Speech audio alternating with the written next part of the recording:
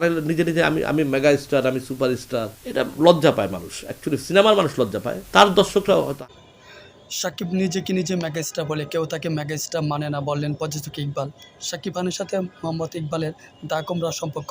ইকবাল সুযোগ পেলে সাকিব খানকে নিয়ে কঠোর সমালোচনা। তখন কিন্তু এই যে নায়কগুলো যারা আছে তাদের সাথে সে আর কাজ করলো না। আর আমাদের প্রডিউসার ডিরেক্টররা এতই বাজে, একজনকে ভরসা করে এমন ডসটা খাইছে, কথা বলে না যে শক্তের বক্তব্য। করে ইকবালের ইন্টারভিউ দেওয়ার সুযোগ পেলে আর কারো সমালোচনা করুক বা না করুক, সাকিব খানকে সমালোচনা করতে সে বলে না।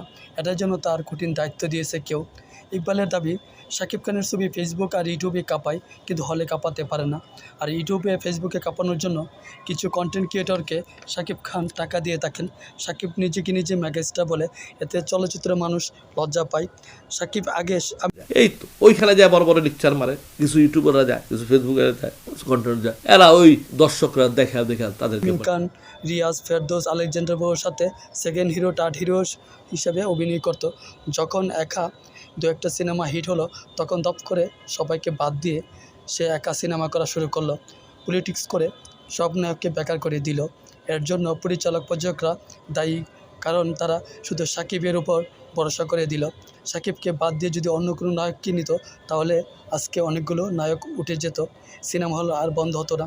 ইকবাল আরও বলেন, সাকিবের ছবি 6 থেকে 7 দিন হাউসফুল যায়, সেটা আমার ছবিতেও যায়। এতে করে আর কয় টাকা পাওয়া যায়?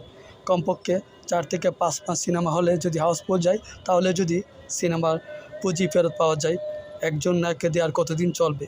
মন্তব্যটা কতটা যুক্তিসঙ্গত বলে আপনারা মনে করেন, প্লিজ কমেন্টস করে জানান।